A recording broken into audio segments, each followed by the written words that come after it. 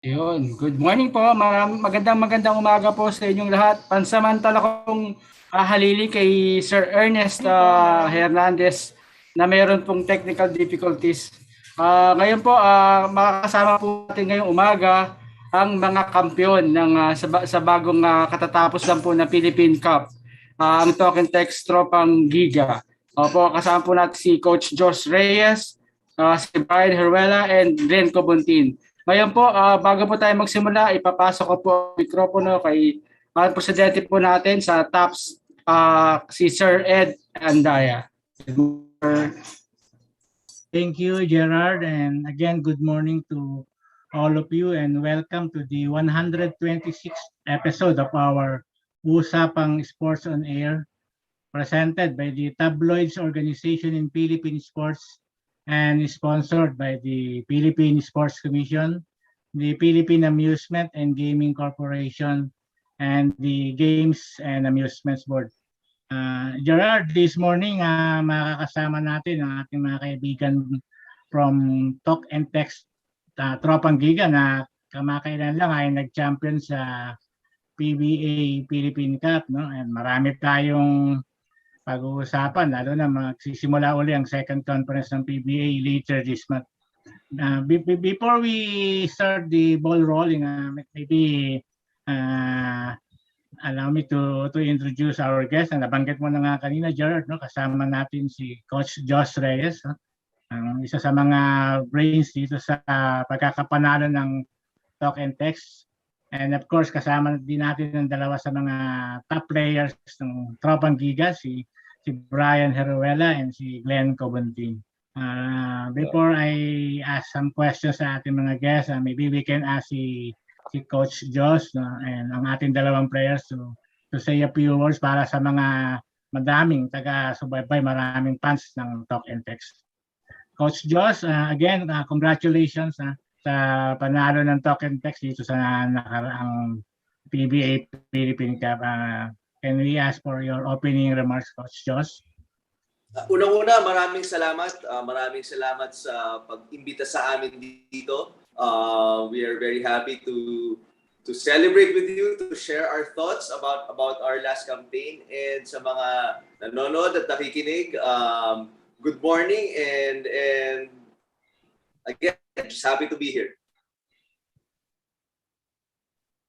Thank you, Coach Josh. Si Brian naman. Brian, again, thank you for joining us. May we hear from you or para sa mga fans mo na din na nakikinig ngayon dito sa atin na napapanood tayo sa Facebook Live ng Sports on Air channel. Hi, good morning, everyone. I just want to say thank you for inviting us, and to all the viewers. I appreciate you guys, and especially to TNT fans and to the whole PBA. Appreciate you for keep supporting us. Thank you, Brian. Glenn, also pasasalamat namin, no, sa pagpapaunlak mo sa amin na makasama na namin dito sa TAPS. May opening messages ka para sa mga fans nyo sa Tropang Giga? Unang-una, thank you sa inyo sa pag-invite, and then sa Tropang Giga fans and PBA fans, thank you sa support and keep supporting Tropang Giga and this event. Thank you. Thank you, Glenn. Gerard, ako na muna ang magtatanong, no, sa ating mga panauhin. Unahin ko muna si Coach Josh. Coach Josh, Talk and Text, first title in 6 years na sa PBA. No? Although alam natin na matagal na talaga na laging title contender ang Talk and Text. And I understand, nakakawalang championship na. No? Bukod dito sa pagbabalik ni Coach Jot, this conference at sa mga bagong players nyo rin, ano ba ang secret formula or winning formula na nangyari ngayon na nanalo ang Talk and Text na PBA Philippine Cup after so many years? Well, it's really no secret. I guess number one, first and foremost, we really believe as a team, everybody in the team really believe that we worked and prepared the hardest. Kami yung may pinakamaraming bubble training camps na twice a day. There are mornings na minumura kami nito nila Brian at saka nila Glenn dahil ginigising namin sila ng 6 a.m. para tumakbo sa beach or tumakbo sa sand dunes sa Ilocos. And then after that, mag-wait sila. And then after that, magpa-practice kami. So we really put in the work. So that's the secret. That's the winning formula. But it's really not a secret because I believe that, you know, if you put in the work, if you put in the most effort out of the rest, then you put yourself in a position to win. Secondly, and it's a good thing that naimbita nyo si Brian Heruela at Khobuntin. Secondly, I think we got the right mixture of players. And with these two, we got players who are, tinatawag nilang dogs. Yung talagang lalaban and didepensa. Because of the defensive capability, the defensive prowess of Brian, the versatility of Glenn on defense, we were able to do a lot of schemes defensively against different teams. So may ibang team na baka pe-press kami, may ibang team na si-switch kami, may ibang team na baka mas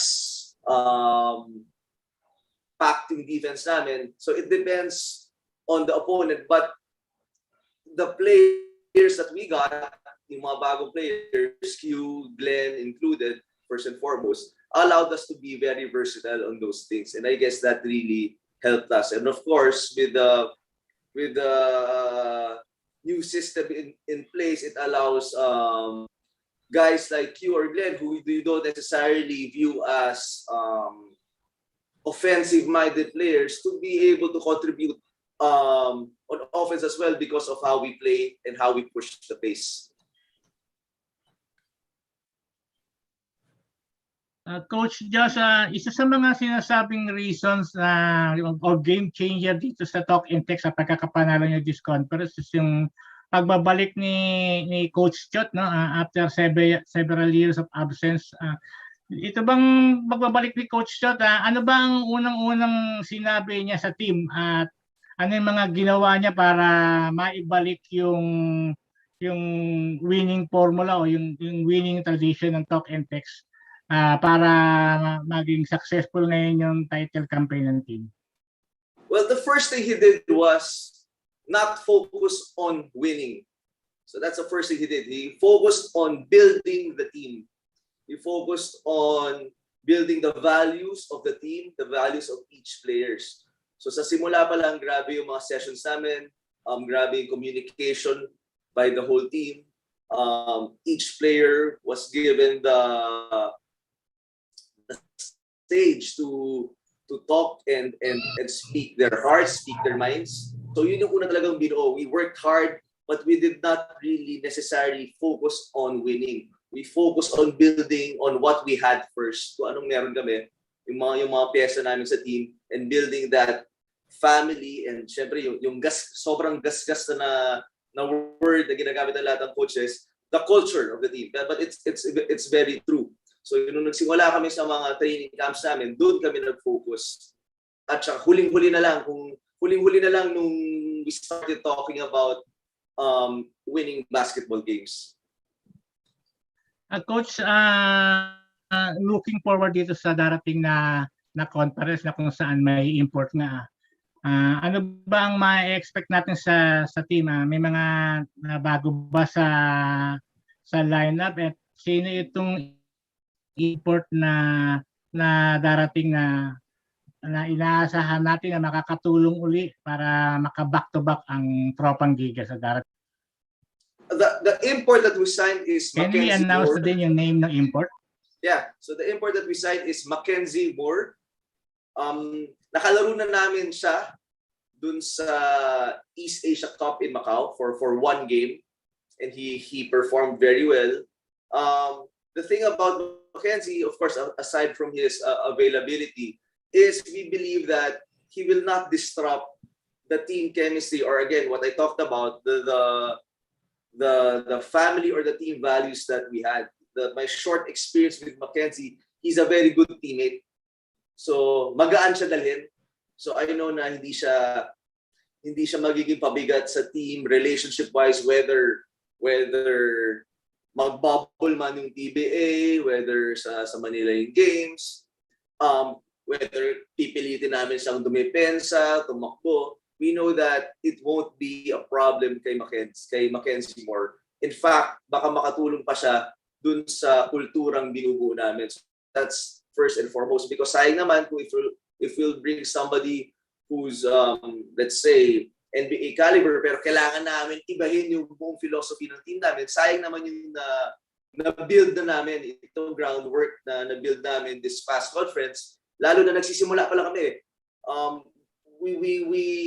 After the end of the conference, we still consider it as a beginning of what we're trying to build in our franchise, in our club.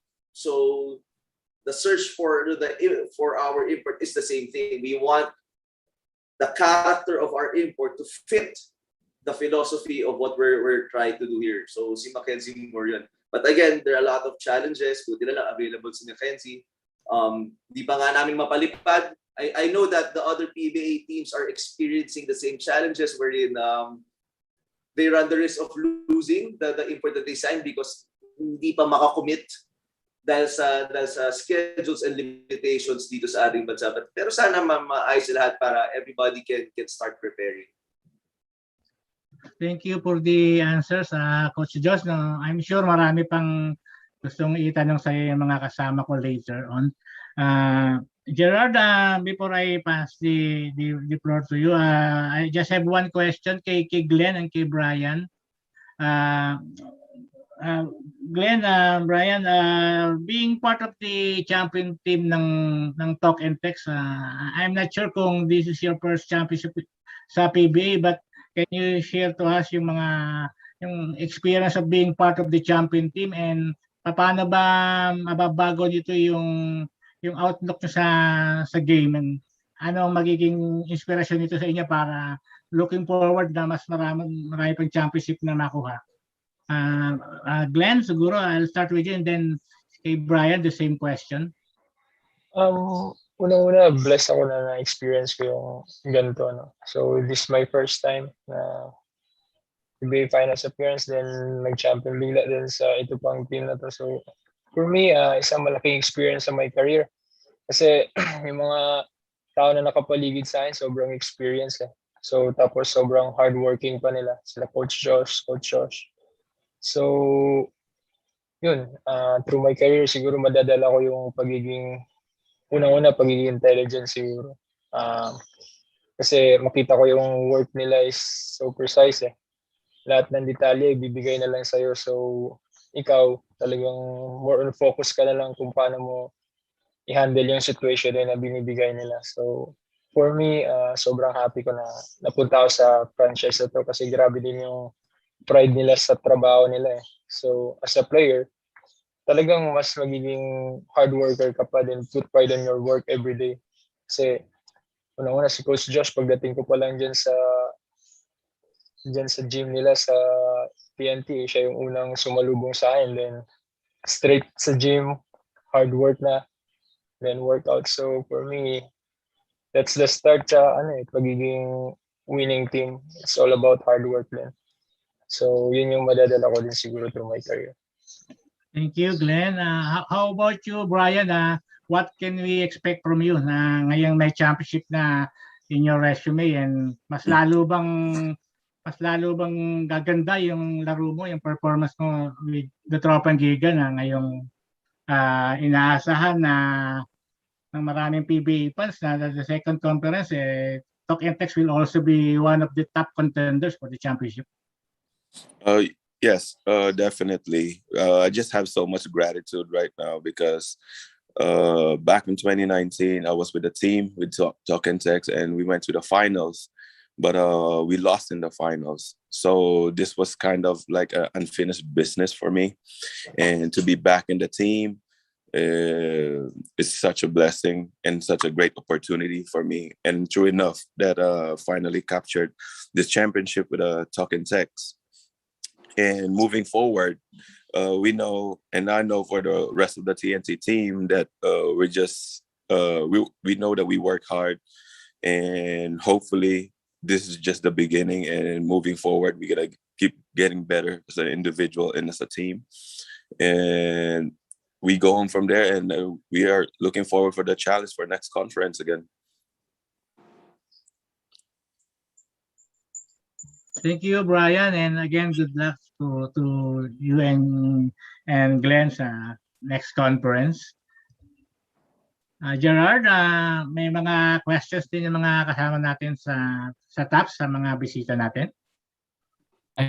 Maraming salamat, Sir Ed. Ang sunod pong magtatanong sa akin ay si Sir Fred Dasyad ng The Manila Times. Hello, Sir Fred. Thank you, Jay. Good morning, everyone. First, kay Coach Josh muna tayo. Coach, okay. Bukod sa naputol nga yung 6 years losing streak without a title ng talk and text, ang kagandahan dito sa running nyo ngayon, natuhog nyo yung San Miguel teams, no? So, sila yung sunod-sunod na champion, tapos nung kayo nag-champion, first round, Ginebra, second round, San Miguel, at itong ngayong Magnolia. Sa feeling mo ba, doble special itong championship na to dahil sa fact na natuhog nyo nga yung arch nemesis ninyo? Yan ba yung feeling ng team? Yeah, thanks for the question, Fred. No, well, it's every championship is special in its own way. I believe that yung sinasabi, maraming nasusulat or maraming nababalita or na-hype up yung sinasabing yung term mo, natuhog yung SC. Pero sa totoo lang, during the conference, hindi namin naiisip yun eh. Kasi una-una, medyo we will be in our right minds kung sasabihin namin, gusto namin, Ginebra, tapos San Miguel, tapos Magnolia, parang medyo hindi yata realistic na gustuhin namin yun. But I believe, to answer your question, this championship is very special, not because of who we played, but how our team came together.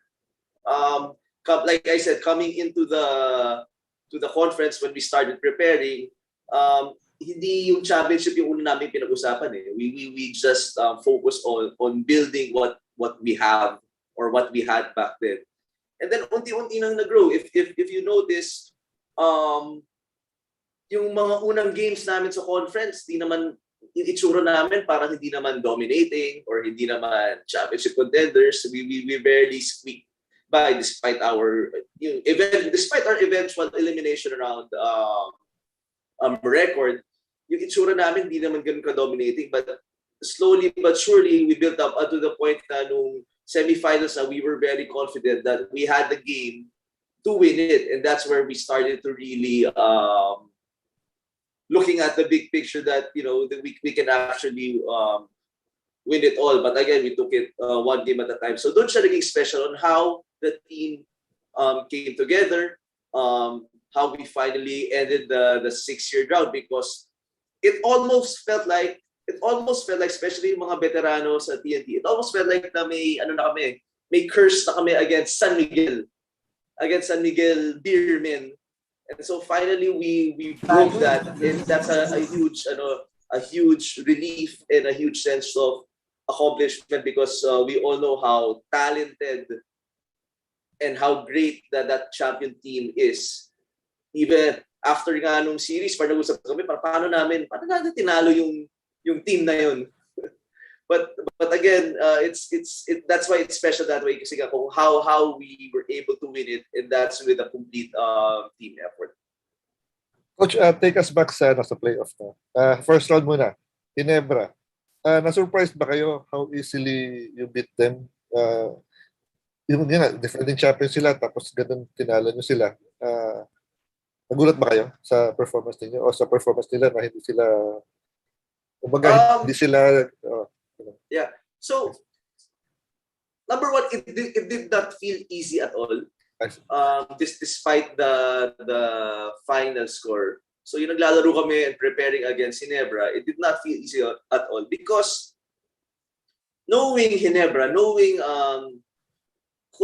teams that Coach Timko leads, ano sila eh, they peak at the right time. So hindi sila malakas kaagad and then they dominate nila. So historically, the teams that Coach Timko leads, they just peak at the right time. So even though they look like they were struggling in the regular season or in the elimination round, alam namin na papalo pa lang sa playoffs yung Ginebra. So we kept our guards up. We knew that it won't be easy, and each possession we really worked hard. And if you ask Q and Glenn over here, talagang each possession pinupukpok namin. And then by the time fourth quarter, nagulat na lang kami na malaki yung lamang namin. But so even though that was the case, it did not feel easy because the malakas and defending champions pa rin yung Ginebra na yun. Coach, next, San Miguel. Game 1, syempre, nanalo kayo, tapos biglang bumawi San Miguel, tapos nanalo na naman. Parang roller coaster ride. Anong feeling niyo yung throughout the series? Anong feeling ng team? Well, it was never safe. It was always a sense of it would be the biggest challenge for us. Lalo na coming into the series, we didn't have Kelly Williams. He was observing health and safety protocols. So medyo it was the worst timing for us that our starting center would not be available at the start of the series against a team who had the best center in the league, best center of all time. So coming into that, we just pinag-usapan lang namin lahat ng pinagdaanan ng players namin, pinagdaanan ni Glenn, pinagdaanan ni Q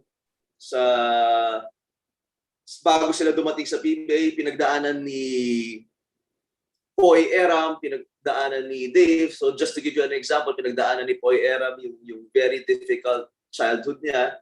Medyo hindi maganda yung status sa bahay. Minsan gumigising siya o natutulog siyang gutom. So yun ang sinabi namin. Kung si Poy Eram, napagdaanan niya yun and he succeeded in life with those kinds of circumstances, ano ba yung versus San Miguel? Basketball lang yun. Yung hirap ng buhay nga na pagdaanan niya, ito against San Miguel, magbabasketball lang siya. So, I guess after that talk, all fear, all kind of unnecessary fear coming into the series, medyo na gumaan ng konti, natanggal. And we just focus on playing the best basketball that we can play, despite not having Kelly Williams. And yung pag-hold ng fort ng mga players namin, ni Poy Erab, ni Dave, Marcelo, itong si Glenn Khobuntin, ginagawa namin big man, si Brian Heruela, dahil sa kulang kami sa tao, pinagbabantay na namin kay Arwin Santos, minsan kay Tautua. So, yung pag-collaborate ng lahat, pag-chip in ng lahat, pag-hold ng fort until Kelly Williams is able to return was malaking bagay. So how we were feeling, we felt that, we felt that it would be a great challenge, but at the same time, we knew that if we played our best basketball, we would have a chance. And yun nga, balikan ng balikan, meron kaming sorpresa para sa San Miguel.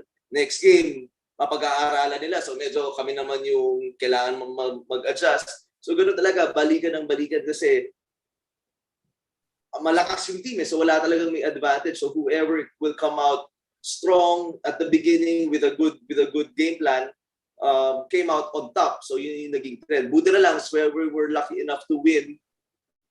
We were lucky enough to win the first game of the series. So kami may advantage adjustment. Actually, to start that, medyo swerte rin na tinambakan kami ng San Miguel nung regular season. Because the team was going well. Wala pa kaming talo. And then against San Miguel in the middle of the regular season, we were 6-0.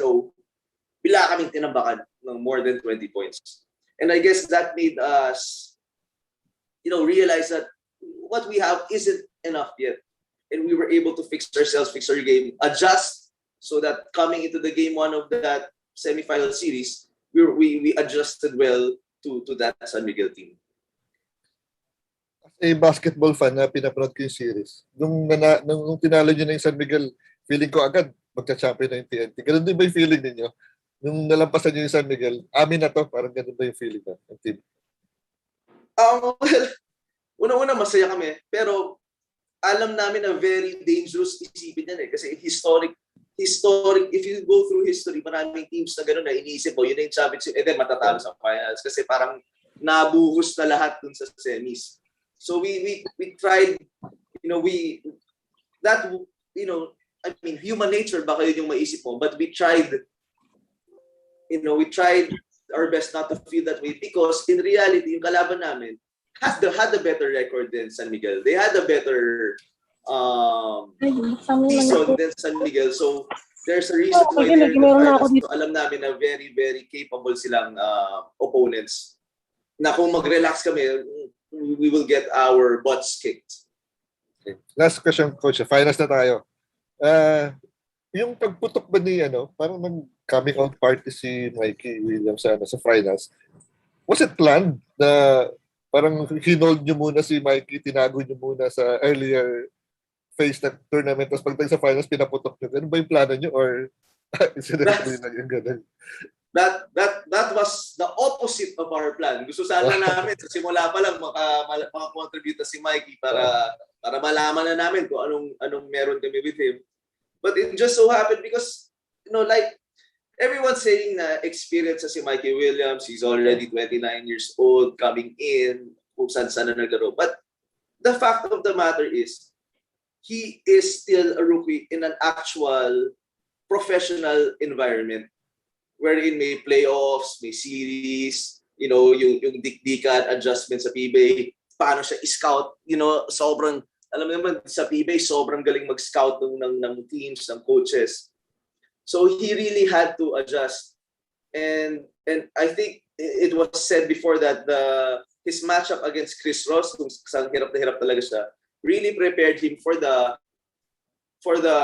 finals. And I guess doon lang siguro, yun lang talaga nangyari, na iba yung matchup niya, medyo gumanda lang yung matchup for him, kaya lang siya pumutok. But it just came together at the right time na parang, sakto lang na pumasok. But we weren't thinking na, Mikey, para manalo tayo, kailangan pumutok ka. Hindi lang.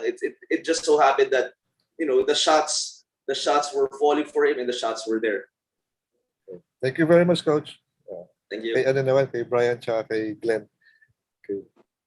Same question na for both of you. Saan kayo na mas nahirapan? San Miguel series or Magnolia series? At bakit kayo bakit mo nasabing mas hirap kayo sa series na yun? Let's start with Glenn muna. Glenn, nakamute ka, Glenn. Yeah, thank you. Para sa akin, both teams mahirap yun eh. Kasi both teams is experience na rin yun sa mga ganong sitwasyon. So, talagang both team is nasa top na sila. So, wala akong mapili sa kanila kasi grabe yung pinagdaanan namin. But, syempre, credit sa mga coaches namin kasi kitang-kita namin yung adjustment nila sa two teams na yun, kung paano nila i-handle din, paano nila ibigay sa amin yung mga points of view para to defend and how to execute our offense. So, yeah, para sa akin, sobrang hirap ng series na yan. Kasi, unang-una, San Miguel is different dun sa Magnolia. San Miguel is bigger than, kahit di sila mabilis, pero grabe yung experience nila. And they have Junmar pa. But the other side, the Magnolia is, they are small, then parang same sila ng game sa amin. They're running. So, ibang sitwasyon din. Sobrang blessed lang din kami na nanalo kami dun sa dalawang team na yun. So, yun. Okay. Thank you, Glenn. Q, Ryan, how about you? Yeah. Hi. I think for just the whole playoff things since Hinebra and moving forward to San Miguel in the semifinals. I think it's all different because especially every game you don't know what to expect against the San Miguel team. We went like you said earlier, we went back and forth, and just like our coaches say, it's a game of adjustments. And like what Glenn said, like San Miguel's a bigger team and more experienced team, so they're really tough to beat as well. And but from the Magnolia team as well, we know that they're also a champion team, so they have a really good bunch of good players. But we have similar game we love to run, so it's a really games of adjustments. And lucky enough, we came up on top. But it was a really fun series, though, especially playing against those guys. It's like makes you really elevate your game and bring your A game each and every game. Last question, Brian. I heard you had an injury.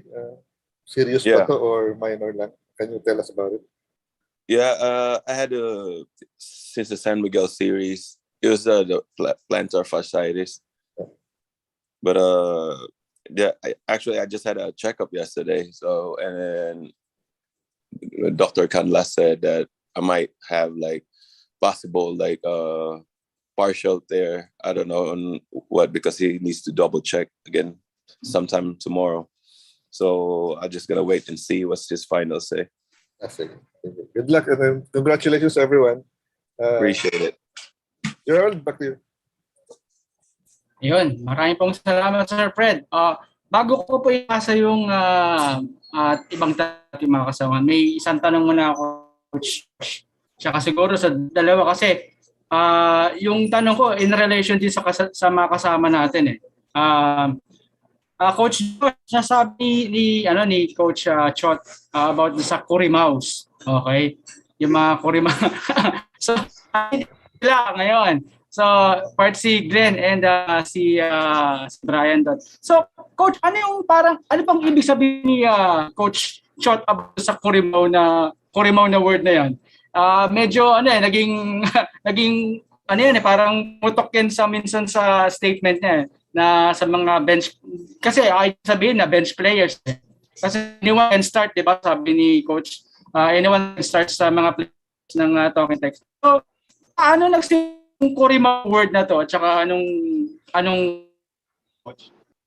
So to give you a background, nagsimula yan yung early iterations pa nung TNT.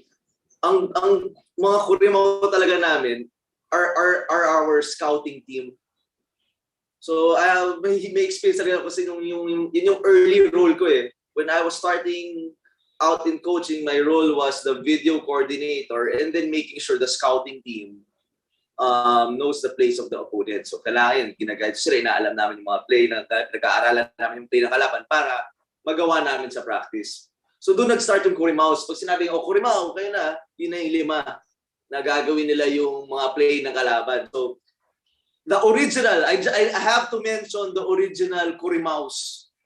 Okay, yan sila Gilbert Lau, Emer Oreta, Jonathan De Guzman, Magnum Membrere, at saka si Lamont Waters.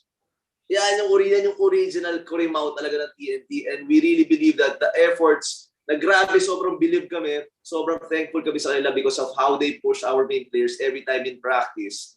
Now, we really believe that really contributed to the early success of the franchise. Now, fast forward after 6 years,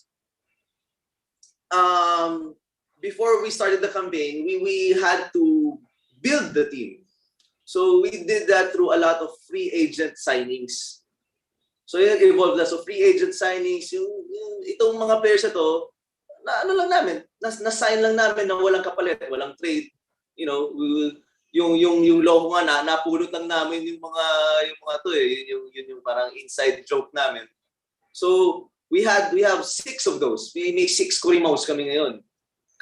So yan, si Q, si Glenn, si Dave Marcelo, who are, all three of them were fresh free agent pickups.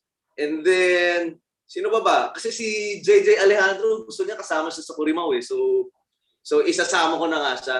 And then, yung dalawa pa, si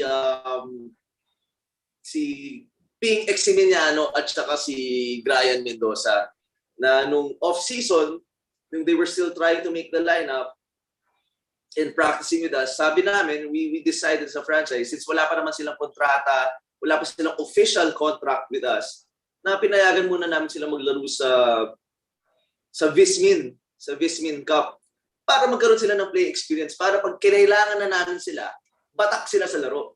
Hindi, diba kasi hirap naman kapag, if you are a fresh designed end of the bench player, mahirap for you makahanap ng maging game ready kasi hindi ka naglalaro eh. So by the time kailangan ka ng team at pinasok ka, baka hindi ka ready kasi hindi ka naglalaro. So yun yung ginawa namin kay Brian Mendoza at P. Exiliano, na maglaro sila sa Vismin Cup and swerte na umabot sila all the way to the finals and winning a championship. Para yun nga, pagpasok nila sa amin, sila yung pinaka-kondisyon, sila yung pinaka-batak sa laro, sa big game environment. And that really helped us not just in the games, but more importantly in our practices, in our preparation, na talagang natulungan kami.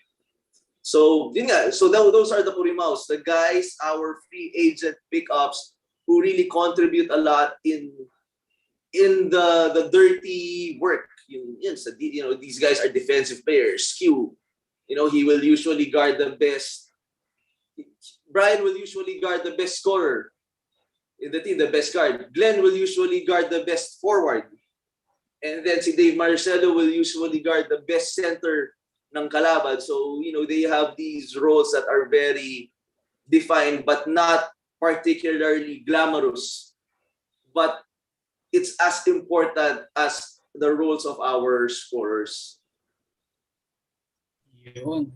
At least malinaw na ang mga Curimaw pala ay talagang malaking bagay sa isang team. So, Malaking bagay. Thank you.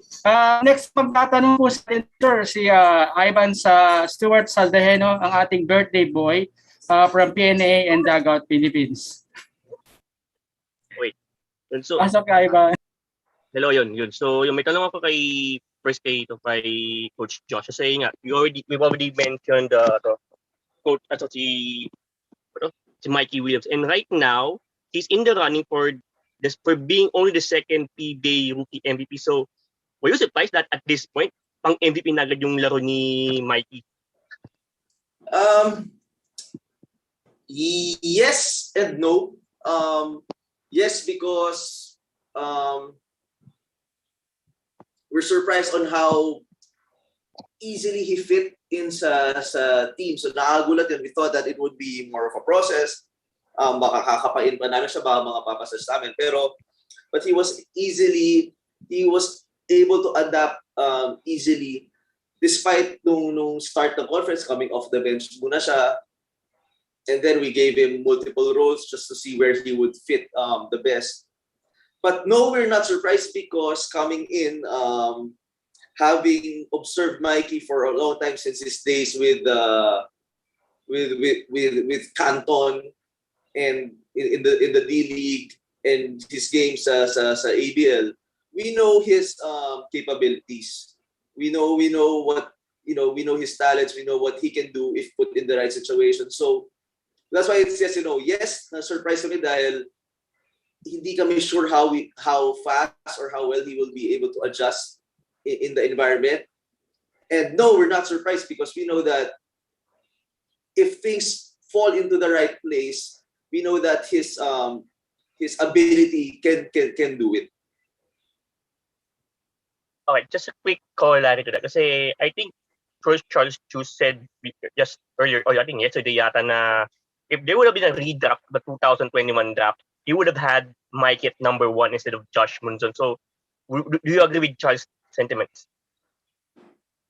Yeah, actually, in our draft board, Mikey was number 1. So if we would have gotten the number 1 pick, I mean, no disrespect Monzon and Malotso are both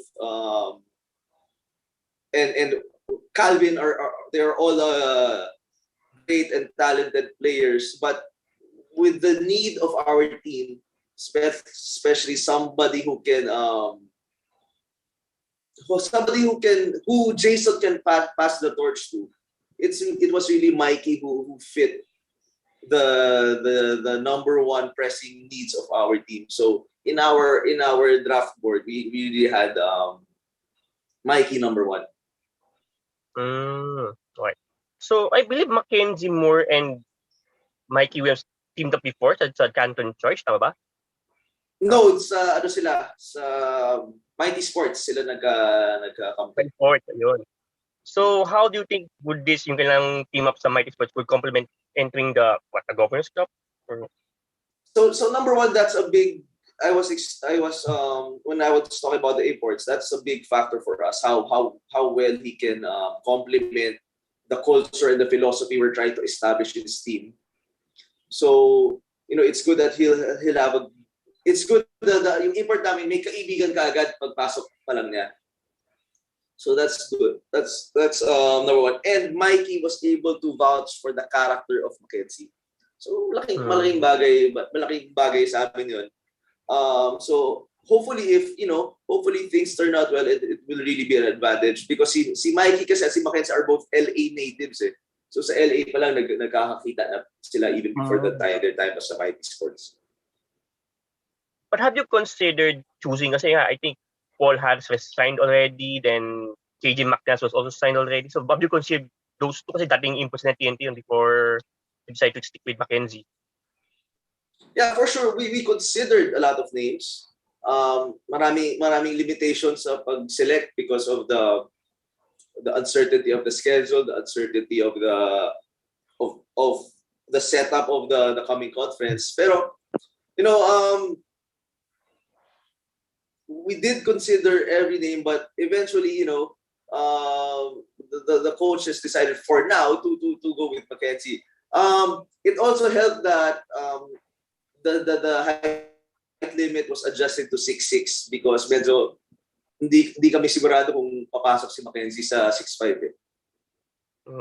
Okay, thank you, Coach Josh. Okay, so one question lang kay Glenn kasi yung 2014 you were together with Troy and JJ sa NU in your lone collegiate championship. And now 7 years later, first PBA title nyo, magkasama kayo. So talk about na sa reunion nyo, champion ulit kayo. Nangyari. So para sa akin, ang saya ko kasi syempre I know them already na, di ba? So kasama ko na since college. So alam na namin kung ano yung nangyari sa amin ng college do. Tapos na-experience ko pa to then with them. So para sa akin, ang saya kasi parang mga kapatid ko na rin yun eh. College pa. So we battle already na magkasama kami. Then it happens again. So pag nagkikita kami sa hallway, kayong tatlo. So parang ibigay na natin yung best namin like what we did in college pa tayo. So for me, blessing din yan na nangyari sa amin ulit. Kasi parang yun yung first time ko na nangyari din ulit eh. Na at least lagi sila nagpa-finals. Then for me, first time ko lang nag-finals then bigla nag-champion. Then kasama ko pa sila. So, sobrang saya lang. Right, thank you again. Thank you, Coach Josh. And thank you, Gerard. Thank you. Happy birthday. Maraming salamat, Ivan. So, happy birthday ulit, Ivan. At least, mabati ka naman ang ating mga kasama dito. Happy birthday. Okay. Thank you. Happy birthday. Okay, so ang susunod po sa magtatanong ay walang iba kundi ang host po talaga ng original host po ng ating show ngayon si Ernest. Andiyan po ba si Ernest? Ernest, nandiyan ka pa ba? Andito ako. Ano talaga eh. Parang Gerard, ang original birthday boy. Medyo nagka-problema ang internet namin eh. No? Live from the car. Out of town. Josh, Yeah. Josh, medyo pag-aangin ko lang ng konti yung usapan, no? Alam ko meron kayong fantasy basketball ng Reyes family. Sino ba yung top pick mo at saka sleeper mo? I was fortunate to get the number 1 pick, so I got Nikola Jokic. Nakuha ko rin ang top sleeper ko. Si Alexander Walker. So it's working out. It's working out quite well. My sleeper also, who I picked up, was Franz Wagner. So sana umokay. I haven't been watching a lot of basketball. Medyo nasa gitna ako ngayon. So sana nagpapahinga muna ako sa basketball. So sana next week matutukol ko yung mga fantasy teams ko.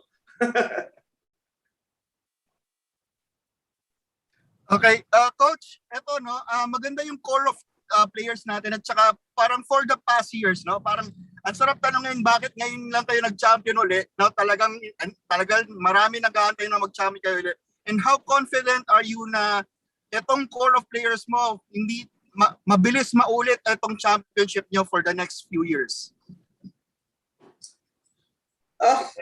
Well, kasi sa PBA, no matter how you look at it, mahirap talaga mag-champion sa PBA. It doesn't matter what kind of team composition you have. Dadaan ka talaga sa butas ng karayom para mag-champion sa PBA. That's why each championship is very special. We're just fortunate, like I said earlier in the earlier questions, we're fortunate to be able to get the kind of players that fit our philosophy, fit our system, especially our defensive system. You know, we're able to get dogs like Q and Glenn na alam namin kahit sinong makatapat namin, we will compete because we will be able to play defense. So that's the confidence. Doon namin pinagkukunan yung confidence namin na alam namin kahit sino itapat yun sa amin, kaya namin gawa ng paraan sa depensa because we have the personnel for it. Like I said, Q and Glenn, part of those guys. So yun, so sana you know the success and the improvement. That's the number one thing. We're just talking, and you can ask Brian Heruela and Glenn Khobuntin this. We're just talking about improving every day. We're just talking about improving. So, you know, more than winning, we just want to focus on, okay, on this next conference, on the next game, we just want to improve. What can we improve on? And you know, we're treating the last conference not as the end, but only as the beginning of what we're trying to build here with TNT again. So, you know, I hope that answers your question. You know, it's a special championship, but you know, it's a continuous process for us because again, that last conference was just the beginning of this. Okay, Coach, eto naman, no, medyo lista ako ng konti sa ibang topic. Coach, si Kai Soto, maglalaro na siya sa Adelaide 36ers, no? Kayo, hinawakan niyo siya, no? Hinawakan mo siya nung nag-national team siya. Kumaga na nagkaroon siya ng magandang exposure sa national team through you, no? Now, looking at him, since hinawakan mo, how can you reflect on his growth as a player? And ano ba kailangan gawin para makapasok siya sa NBA at makuha natin sa fantasy basketball natin sa susunod na draft? Yeah. Well, kahit pa noon, I was in my mind, I knew that Kai would be an NBA player, NBA prospect at the very least. But in my mind, personally, if you ask me now, Kai would be in the NBA. There's no question that Kai would be in the NBA. Ang question lang kay Kai is whether or not he'll be a rotation player or not. So that's, in me personally, that's how I see it. The reason being is ibang klase, the basketball of Kai, the basketball IQ of Kai is off the charts. Okay, matangkad siya, but if you ask me what's the biggest strength of Kai Soto? For me, it's his court vision, his passing ability. So the way he sees the game is really next level, and because of that, I believe he'll get to the highest level of basketball. And like everybody says, ang kailangan na lang niya, my experience is the professional game, yung Google pin siya, his body needs to be more physical. But it will take time because if you notice, we cannot compare Kai Soto to the other NBA prospects, the African Americans, the Africans or the Caucasians, because Asian bodies are developed differently, developed much later. So an 18-year-old American might be equivalent to 21, 22-year-old Asian or Filipino. And I think it's just really body composition. Naaabot rin si Kai doon. But because of that, because of how our body develops, mas matagal tayo nakakalaro. So if you notice, a 34-year-old NBA player, parang ang tanda-tanda na, hindi na makagalaw. Whereas here in the Philippines, in the PBA, a 33, 34-year-old player, parang peak na Okay, yun lang ang ano ko. Yeah, go ahead.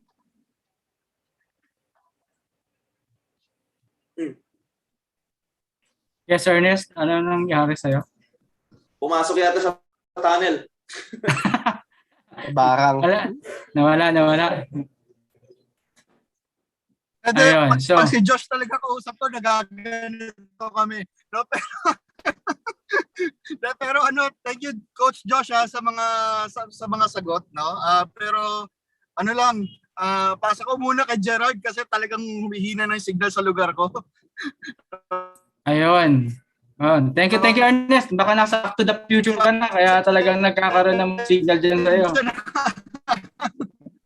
Ayun.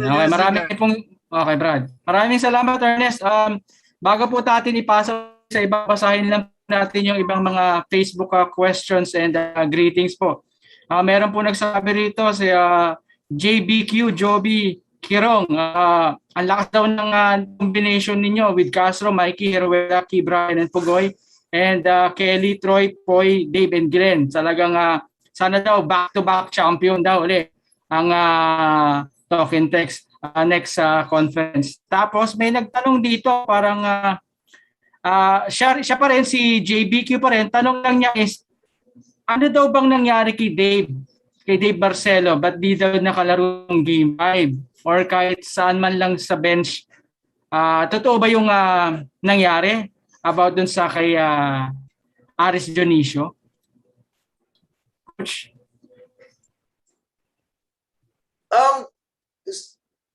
Okay, I'm gonna try not to divulge any sensitive information. But of course, the reason kung bakit wala si Dave is dahil nga may nangyari. So may nangyari that we felt that was totally against the team values that we were trying to build sa team. So that's what I said. From day one, we talked about our culture, we talked about our team values, we talked about building the team, and not about winning per se. So that's number one. So in the team, we felt that something happened that was against our team values. So that's non-negotiable. We can't compromise on that, even though it can put winning in jeopardy. It can lessen our chances of winning because that's number one for us. That's non-negotiable. Our team values come first. So if you break that, then there will be consequences because we have to uphold those values. So may nangyari, and it was an internal team decision to have to put in some disciplinary measures, and that's what the case. Dave understands it.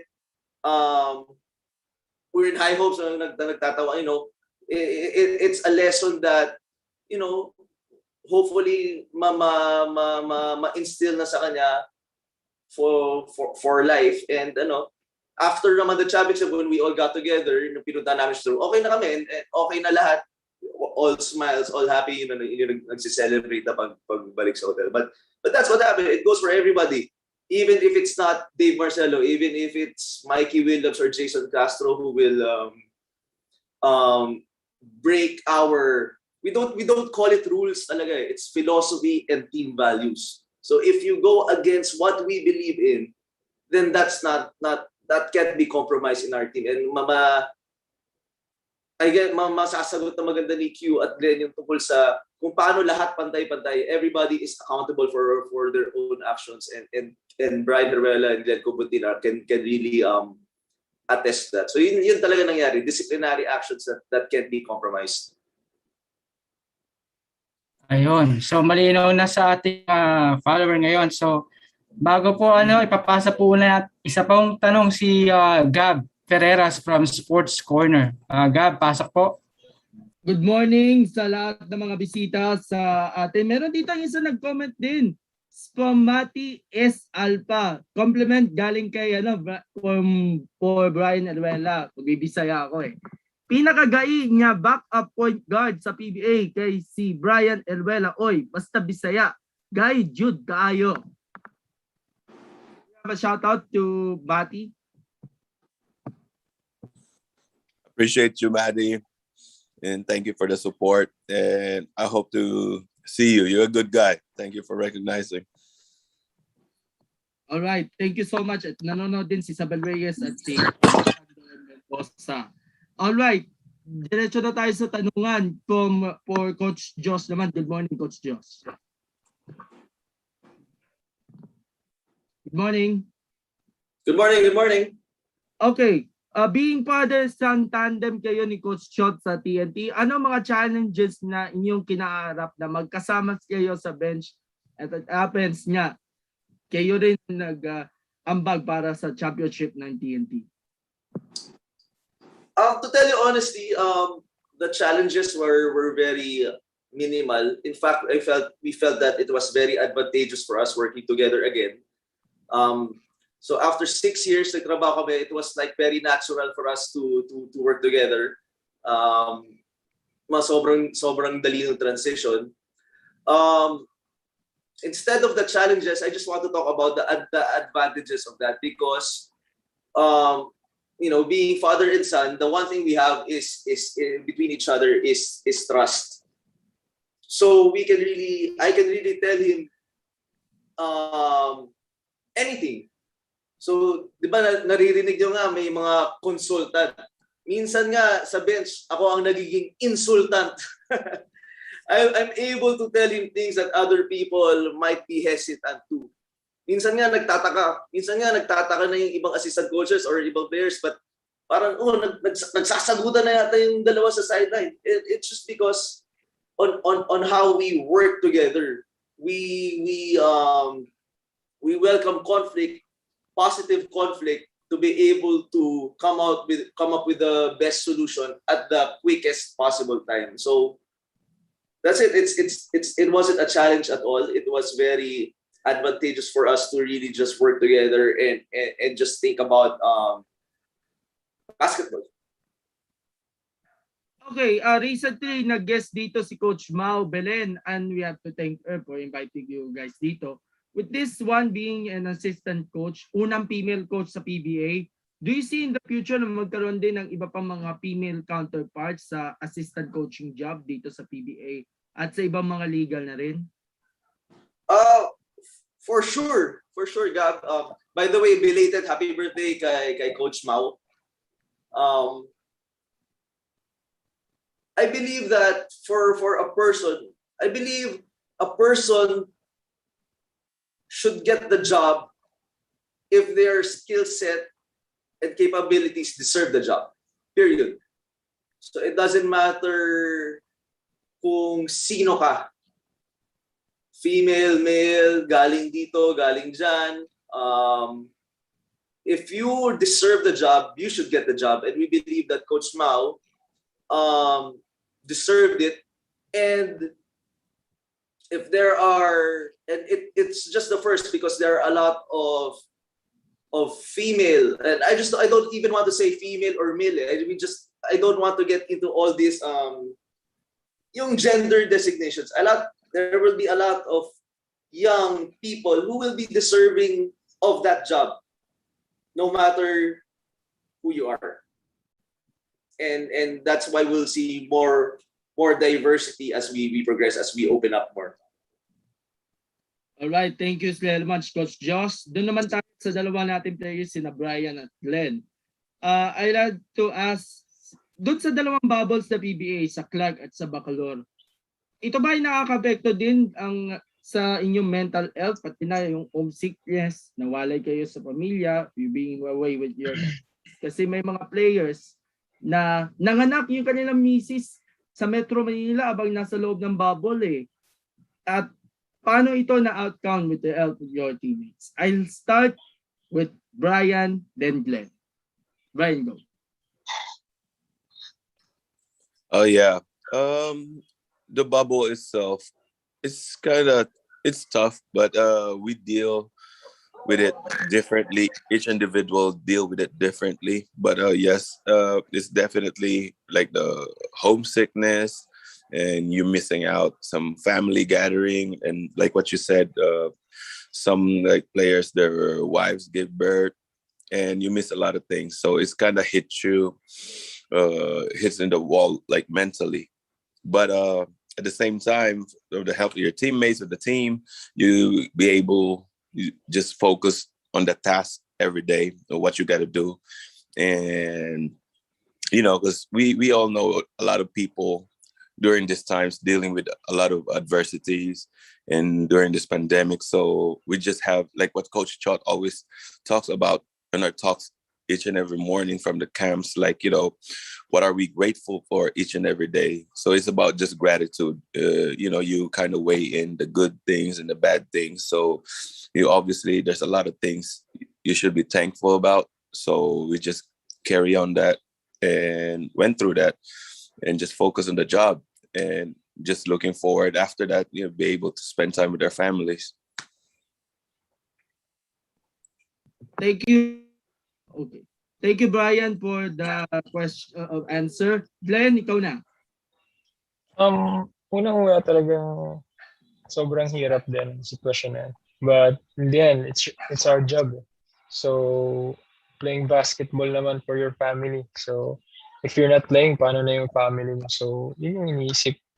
Support ko, yun yung iniisip ko. So, yeah, 2 months, 60 days. Then after that, makikita mo na naman sila. So, then yun nga, sinabi nga ni Brian, nung nandun kami, sinabi nila Coach Jod and Coach Josh na ilang million ba yung tao sa Pilipinas, then ilan sila na gusto yung trabaho mo. So, hindi nyo iniisip ko na blessed din kasi kahit gaano kahirap yung sa bubble, at least part ka ng team na nandun ka. So, yun lang. Coach Josh, meron kang dagdag na inputs tungkol sa issue ng mga mental health ng mga players? Yeah, it's number one, mental health is a real thing. It cannot be ignored. Hindi natin pwedeng, you know, it's something that even myself, the coaching staff, every player, we need are improving on understanding.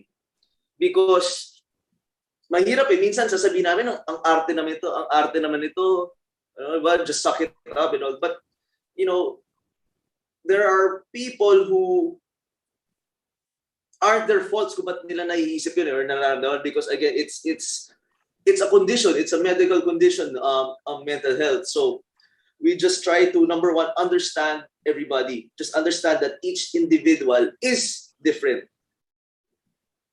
Yung okay lang kay Glenn or walang kaso lang kay Q, baka hindi okay sa ibang tao. So we just want to understand each player individually, and that requires a lot of communication, which we did. Which we made sure that we have sufficient communication with each player, so that kung may konting issues that they need help in, it's being addressed, and it's a big challenge. I'm not gonna lie. Maybe in the following days it will be brought to light, and I think because our team dealt with a lot of mental health issues throughout the conference. And it's a real thing. And it's something that I believe it's something that we were successful in dealing with it because it was something that we accepted. It was something that we accepted that it's a real thing. So I really think that the Philippines, our country, bansa natin, needs more people in the limelight talking about mental health. And I'm really happy about your question because our country, ano pa tayo, medyo delayed pa tayo sa topic or sa conversations about mental health. So I believe that it should be brought to light more, a lot more people in the spotlight should talk about it so that yung mga mamamayan natin, kababayan natin na going through the same thing, pero hindi nila alam na yun pala yung pinagdadaanan nila, matulungan. Kasi that's the main thing about mental health. You don't necessarily know that you are going through it or it's what you're feeling. Kaya nagkakaroon ng maraming negative outcomes or what do you call this? It's not being dealt with properly. So yes, mental health is a real issue, especially being in the bubble, but it's also an issue in everyday life. So everybody just need to be aware sa mga kasama nyo sa bahay, pamilya nyo, kaibigan nyo. Just be aware that it's a real thing and communicate and be sensitive with it. Okay, congratulations. At meron bang pahabol na tanong si Josh, si JBQ. Pwede na bang ibulong? Ano po yung bonus nyo kay Boss MC? Bonus. Thank you, boss, sa bonus. It was something na hindi naman extravagant because of the country situation. Yung sakto lang naman dun sa nakasaad sa kontrata namin. Alright, but we're very, like Q said, we're very, very grateful. Very grateful and happy for each blessing that comes our way.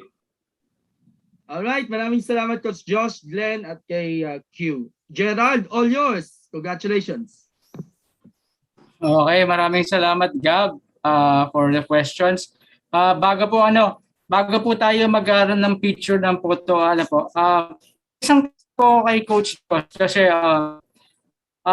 knowing po na si Coach Josh po kasi parang nagawa niya na po maitabla or mapantay yung winningest coach in all Filipino, parang gano'n, with 6 titles.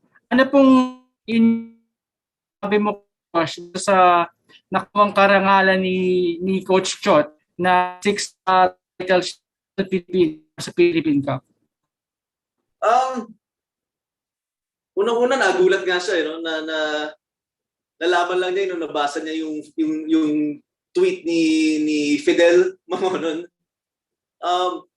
He's very happy kasi number one, si Coach Baby Dalupad, I know growing up, is really one of his idols. He considers Baby Dalupad his main inspiration or main idol because having worked with Coach Baby and watching him and growing up as a basketball fan, si Coach Baby Dalupad talaga yung sinubaybayan niya. So having that honor is something special for my father.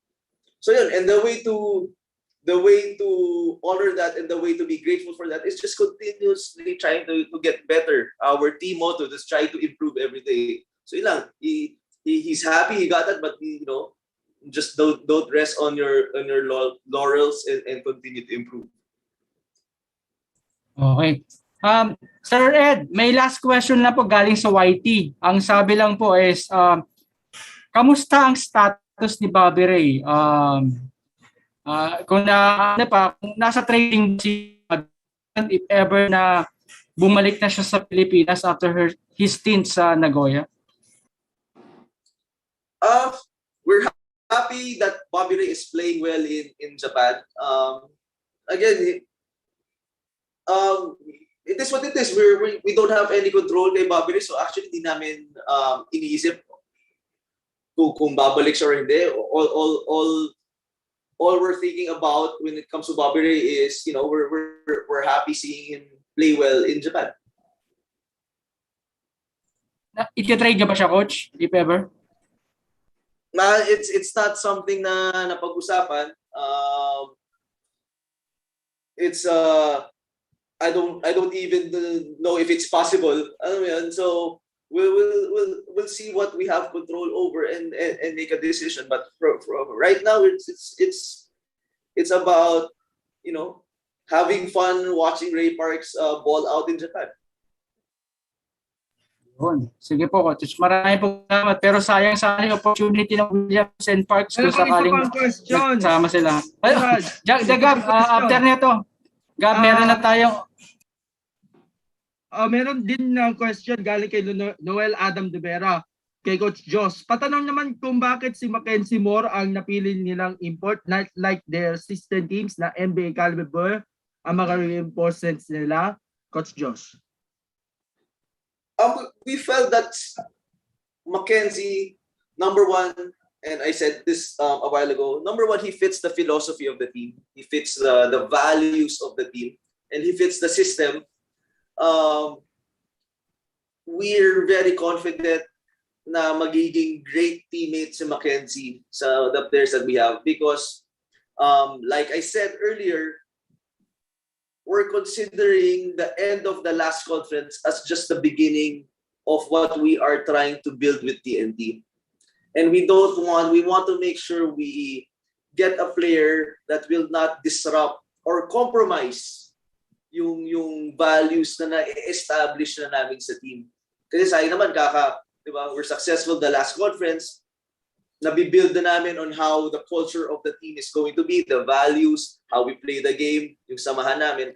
And then ayaw namin to bring in somebody who will just compromise or destroy that. So yun talaga yung number one priority is bring somebody who will help the culture, help the values, improve the culture, improve the values of the team because we are building something here. We're beginning to build something sa TNT, and we hope that with Mackenzie's attitude and character, we hope that his ability can help us as well. Of course, as coaches, we're always in the lookout for improvements and other like that. But as of now, Mackenzie is our choice, and we are rolling with Mackenzie. I know that there are other talents out there, but right now that the decision for the team, for the culture of the team, is Mackenzie Moore. Alright, thank you. Gerard, ikaw na para sa ating photo. Ayun, maraming salamat, Gab. Pahaba na question. May request po sa lahat kasama na mag-open po ng ating mga camera para picture taking. Ayun, parang classroom lang po, no? Meron tayong photo, po. Ayun. Sir Ray.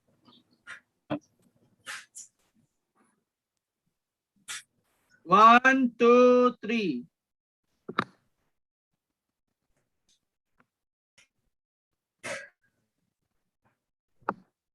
May humawal pa si Sir Genie. Oh. Sir Genie, ata kukuha rin pa picture. Wait lang po. Sir Genie? Meron na ako eh. Yan. Okay. Yan po. Ipapasa na po natin ang statement. Sir Ed. Okay, thank you, Gerard. Bago tayo magpaalam for our episode this morning, maybe we can request our guests to say their parting remarks and maybe their messages sa mga followers ng Talk and Text sa PBA. I'll start kay Glenn. Glenn, may messages ka sa mga fans mo, sa mga supporters ng team. Maybe you can invite them na patuloy na suportahan ng Talk and Text Tropang Giga sa darating na second conference. Ayun, thank you sa support TNT Tropang Giga fans. Salamat sa support since nung day 1 ng bubble, and then sana tuloy-tuloy niyo po yung support hanggang sa second conference kasi hindi lang din para sa amin to, para din sa inyo. Kayo nagbibigay ng lakas din sa amin to play well. So, thank you. Thank you, Glenn. Brian, I'm sure maraming PBA fans na talaga nag-aabang sa laro mo. May messages ka for them and invitation na rin sa darating na second conference. Yes, again, I just want to say thank you to you guys for inviting us here. And to all TNT fans, the whole PBA, thank you for keep supporting us. And hopefully, you're going to keep supporting us, especially this coming conference. And we're looking forward to see you guys in action soon again. And, to everyone, just want to say God bless and stay safe. Thank you, Brian. Coach Josh, again, congratulations sa Talk and Text for winning the PBA Philippine Cup, and we're looking forward sa next conference na kung saan isa nga uli ang Talk and Text sa mga aabangan nating teams. Your Thank you, message Sir Ed. sa Thank you. fans? Yes, lahat ng aming katropa, we just promise you one thing, that we will continue to work hard, to work our hardest to continue to improve. So we will always put in our best effort every game para sa inyo, para sa aming supporters. Maraming salamat sa suporta, sa pagdadasal. Rest assured that we hear your messages, we read your messages, and nakakatulong talaga. So thank you very much. Thank you rin sa aming families na nagtiis at tumulong rin sa sacrifices namin while trying to play in this current situation. I just want to say hi to my wife Mabel and my daughter Calista, who are listening as well. And again, thank you. See you next conference, and hopefully magka-chat sa magkita-kita tayo lahat.